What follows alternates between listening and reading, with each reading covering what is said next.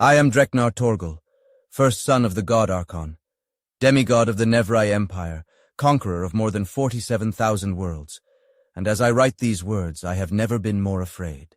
Fear is not an emotion that I have experienced before. I'm divine for Archon's sake.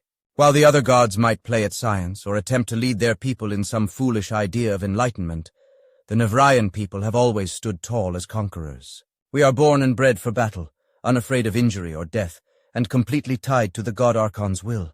We are conquerors, warlords, tyrants. We have enslaved dozens of species, forcing their gods to submit to the god Archon's will. When the Lelegarian Empire disappeared, it was us who reconquered their worlds, expanding our empire to almost a third of the entire galaxy. I have faced battle 1,000 times over and led charges that crippled enemy lines in the face of overwhelming force.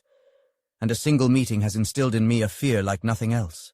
Nothing can stop it or even lessen it, and I have spent every moment of the last several weeks in absolute terror. But I should start from the beginning. A region of space in the middle of one of the galactic arms had long since eluded our scanners and survey probes. It was a massive region too, seemingly with no known scientific reason for why it couldn't be penetrated. A few months back, frustrated and tired of the unknown, the Treskelian god personally led an exploration fleet into the void. He came back a week later, his whole fleet fused into a single twisting mass of metal and plastic, gibbering and screaming about unknown horrors that had apparently killed his entire crew. We couldn't even figure out how the ship had gotten out. It had simply appeared above the Treskelian homeworld of Tarn, blasting out their god's insane ramblings on every frequency. We had to cut through the ships to get to him because the wrecks had folded in on each other so much and become so fused that it was like a colossal maze. The god Archon himself went to see the insane creature, locked to a wall and screaming about some entity they had encountered. I went with him at his request, and to see a god brought so low was indescribable. Upon sighting the god Archon, the raving Treskelian began screaming, trying to wrench himself free from the restraints as he screeched out the same words again and again. The Lelegarians know. Ask them. Ask the Lelegarians and they can give you the answers you need. The god Archon exited that meeting looking grim, and immediately ordered me to take a full combat fleet into that region. No matter what that entity is, you must find it and kill it. I want the body brought to me personally. That was his directive, and we leapt to obey. Months of preparation later, we stood a single system away. Before us stood the unknown, everything inside a complete mystery. 78,000 beings across 50 ships of multiple classes stood at the precipice, and all dived into the black without a second thought. I didn't know what I was expecting, but to be greeted with nothing but a seemingly normal solar system certainly wasn't it. We dutifully began surveying planets, sending science teams escorted by experienced combat personnel to any anomalies we found. Nothing. Second system. Nothing. Third, fourth, fifth, all nothing. By the 6th, I was both confused and annoyed until we landed on the 8th planet. It was barren, desolate, completely void of life or even atmosphere. The anomaly we found was nothing more than some unusually resonant minerals that were bouncing back solar radiation. But when gearing up to leave the planet, the away team saw something. A figure, tall but cloaked in black robes. They were just standing there without an obvious environmental protection suit on. They didn't move or speak or do anything. They just watched. At first we dismissed these claims. It was ludicrous after all, pure fallacy. But they kept appearing, again and again. When we landed on a jungle world 3 systems later, we saw one leaning against a tree. A team sent to a pockmarked moon more than a dozen jumps into the region saw a group of them watching from the tip of the crater they went down. When we sent a group into an asteroid belt, the crew began screaming in fear as dozens of them appeared around their ship, floating in the void. Soon we began debating whether to start shooting on sight. But these beings, they never tried to harm us, they just kept staring. Always they kept staring, sometimes even with heads cocked slightly as if trying to puzzle out what we were. I began to wonder if this was why the Treskelian god had gone insane. To be constantly watched was unnerving. While the Nevraian crew were doing okay with it, the other species weren't as immune to fear as we were. As we thought we were. Soon reports of them started to manifest from our ships as well. Figures hidden in darkened rooms or moving through dimly lit corridors. A night watchman would pan a camera around to find one standing on the hull just staring into the camera. A chef waking up early swore she saw one standing over her bed before it disappeared. The crew began to panic, began to demand we leave this accursed place. I put my foot down, ordering executions to keep them in line, but soon enough even that wasn't enough. As soon as the first Nevraian soldier reported feeling terror upon sighting one of these figures, word of it spread through the ship like wildfire. By this time, we were almost 50 jumps in and were beginning to receive scattered radio signals, but they were distorted by time and distance. The fear ran through everyone, and even my own captains were questioning how much longer we could go on. I shot one in front of the others, putting 2 slugs into his corpse for good measure. They got the message. No retreat, no surrender, nothing would stop us. I was the first son of the god Archon himself, and I would complete my mission if I had to personally kill every cowardly subordinate I had. I ordered the radio signal located, and as we jumped towards the center point of the unknown region, they started to get clearer. It was in a language we couldn't identify. Soon radio signals became fewer as a visual medium became the norm, and even that soon died off in favor of bursts of data. Soon we had pinpointed the system the constant stream of information was coming from, and I ordered us to jump into it. We had long since gone past the point of no return, and each jump forward cost us manpower as hysterical and terrified crew members had to be executed or imprisoned. When the FTL drive fired this time, however, we emerged into a void. There was nothing, no stars, no lights, no planets. Nothing, just endless, oppressive black. I turned to my helmsman, demanding to know what had occurred, only to find he wasn't there. No one was there. Machines beeped as radars searched, but no one was at their posts or even in the room. Puzzled, I left the bridge, stalking through the halls of the flagship, bellowing for the crew. How dare they? They must have done something to my ship to ensure I would be trapped here so they could leave. There was no other explanation. The cowards, the pathetic fools. How dare they leave me here as they returned home? After hours of searching and finding no one, I heard a strange noise off in the distance, like water being poured into a vessel. I followed it, weaving in and out of corridors and rooms before the familiar passages of the hallways near the command bridge returned. By this point, the water was no longer being poured, but bubbling softly. The moment I entered the bridge, I stopped dead in my tracks, my blood turning to ice. Dozens of black hooded figures were scattered through the room. Some sat at chairs that had been occupied by my crew. Others leant against walls or consoles, or just stood in the aisles, staring at me. Ah, good, you've arrived just in time. Please sit.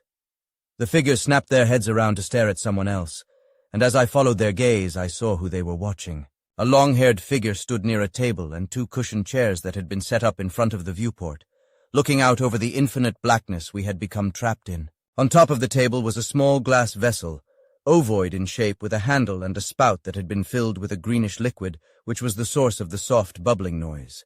Next to it were 2 smaller glass vessels made of glass that a swirling floral pattern within the structure itself. Please sit, the figure repeated, gesturing towards the chair opposite where they stood. They were wearing clothes different from the others, soft robes of white and purple. I moved cautiously, fear beginning to seep its way into my own being as well. The moment I stepped into the room, the black-robed figures' heads whirled to stare at me once more, moving their faces slowly to observe as I walked towards the figure. Coming to a stop in front of them, I spoke, the confidence in my voice noticeably artificial as I desperately tried to wrestle the fear from my very core. Who are you? Where have you taken me? The figure just blinked, then exhaled sharply. I was told you were a bit egotistical, but to not even ask about your crew after searching for them for so long. Were you just wandering to wander? The note of amusement in their voice irritated me, so I snapped back harshly, something I now regret doing. My crew are nothing more than cowardly fools who left me to whatever fate you have in store for me so they could flee back home. If they were here, I'd execute every one of them. The figure just laughed at that. My dear child, your crew hasn't left you, not at all. They're right here with us, take a look. They extended an arm out towards the viewport in front of us, and I turned my head to see what they were talking about. By all the gods of this universe and any other, I wish I hadn't. The face of my helmsman stared back at me, eyes sunken and hollow and face contorted into a scream. As my eyes darted away from the horrifying sight, they landed on my chief engineer, then the commander of my lead fighter squadron. Thousands of faces stared back at me, all stark white, sunken-eyed, and screaming in terror. All staring directly at me, rows upon rows of them, all hanging in the void outside. I felt my legs buckle underneath me as I stared, felt strong hands prevent me from falling and gently place my limp form into the chair beside me. I heard liquid pour and my hands were taken by someone and wrapped around something warm. But I couldn't break their gaze. My eyes darted from one pair of screaming, sunken eyes to the next. I don't know how long I kept looking until finally I found the strength to speak. Not even our God could have done something like this. Yes, I've heard that before. When their voice came to me, I found the will to look away. Instead, I turned my terrified face to theirs, staring into those kind old eyes. They smiled back at me, a kindly expression to go with their kind tone. Don't worry, child, we have plenty of time for questions. Just drink up now, it'll help calm you. They sat with their hands holding on to one of the glass vessels, and I looked down and realized I too was holding one. The greenish-tinged liquid stared back at me, gently rocking back and forth in the glass as my hands shook. I didn't know what it was, poison. Some elixir. I moved my gaze back to them, but before I could pose my question, it was answered. Spearmint and chamomile, freshly picked and left in hot water to steep alongside a specific form of another plant called tea. It's regularly consumed by our people, and I made sure it was compatible with Nevrian physiology before giving it to you. Just drink, my child, you'll feel better in a moment. I bade my arms carry the vessel to my mouth, and surprisingly, they did so. I sipped the liquid at first. It was pleasantly warm, with a cooling taste to it. I took another sip and another, then started gulping it down. I finished the drink and exhaled, realizing I had not done so in several moments. Over the next few seconds, I felt calmer. As they had said, drinking it did make me feel better. I placed the glass vessel on the table next to me and heard water pouring again. I looked over to see they were pouring me more of this drink from the larger ovoid glass vessel in the middle of the table. I took the vessel when they were done. The warmth ran through my hands into my veins, and somehow my whole body felt warmer despite the cool atmospheric conditions kept by the ship. At last I felt I could speak. Are they? No, I don't kill unless I need to. There was a note of offense in their voice, and I flinched, but they clearly noticed, and when they spoke, their tone was regretful. Sorry, I dislike wanton killing, and we have been observing your journey. Now it was my turn to feel regret. I looked out at the masses of beings hovering in the void outside. Where are we? Your FTL drives work by folding space into a shorter distance. We're simply within that tunnel, but your motion has been suspended. Trapped in an artificial tunnel between points in real space would be how best to describe it. How? Not even the god Archon could do such a feat.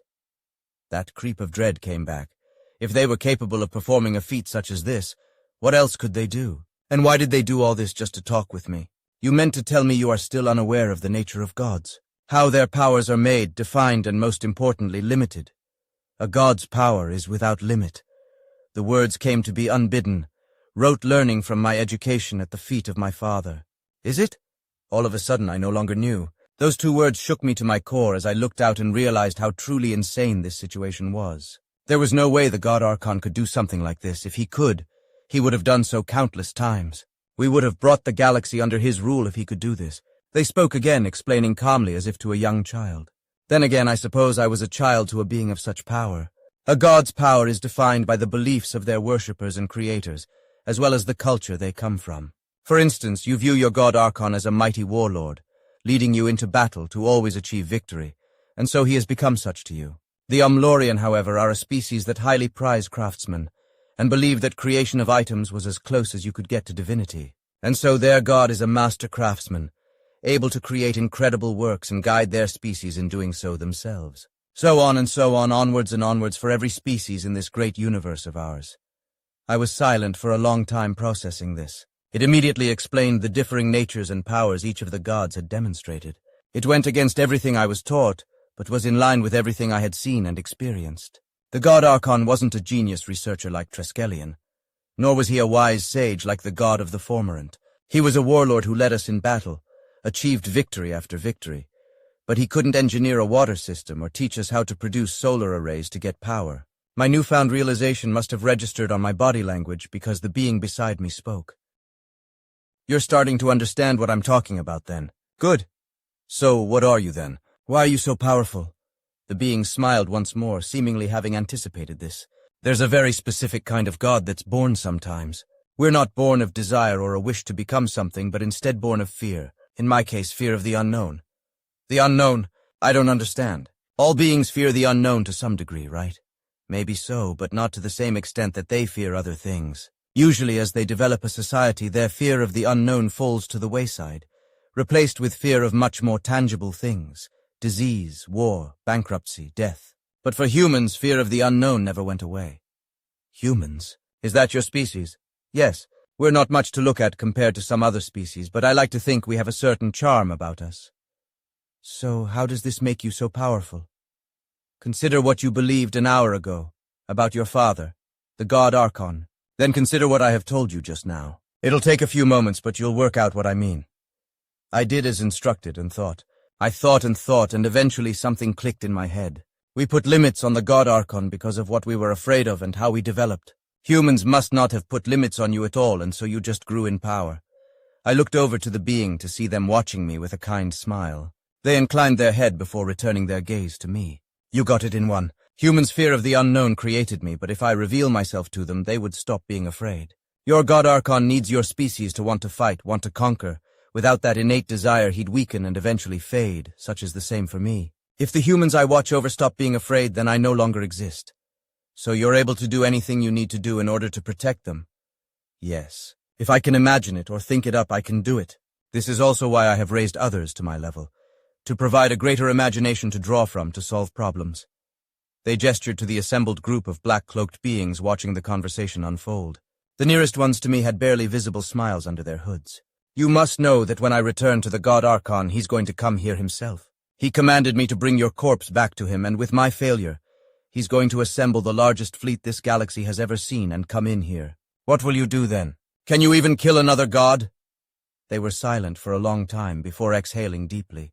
With a sweeping motion, they gestured out into the void beyond the viewport. They spoke but 2 words, and they were heavy with regret and sorrow. Ask them. I looked and almost screamed in horror. I beheld the face of the Lelegarian god, the rival warlord to my own God Archon, conqueror of a huge chunk of the galaxy that we had since conquered ourselves after the entire species had disappeared overnight. My eyes slowly moved away from her face, and I beheld the Lelegarian people, all of them, billions of people, and here they were, all suspended in this void of the human god's creation, caught on the precipice between life and death, doomed to spend eternity screaming endlessly in an uncaring black abyss. I whirled around to face the being before me, not even aware I had risen and moved to stand before the viewport. As my hands tensed up, I felt the glass of hot liquid give way, cracking to pieces, but I didn't feel the boiling water splash me, nor the shards pierce my flesh. All I felt was terror, pure terror at the being sitting calmly in front of me. This god of a people we never knew existed.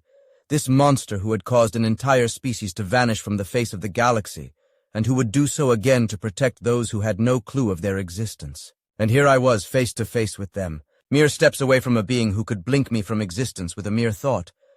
No, not a being, dozens of them. I slowly panned my eyes over the assembled crowd, over the dozens of black-robed figures who filled the room and who had done nothing so far but watch and wait. All of them, they had said, were like them, as purposeful, as capable, as powerful.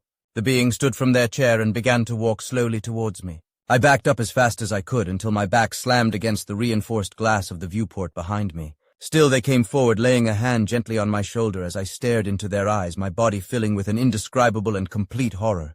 They spoke with the same kind tone they had spoken with almost the entire time we had been together, but there was an iron behind it now. A rod of steel behind the calm facade that spoke of eons of watching the void for threats and making them disappear. Shh, it's okay, it's okay. I'm not going to do anything to you. I'll return you, your crew, and your fleet to your homeworld.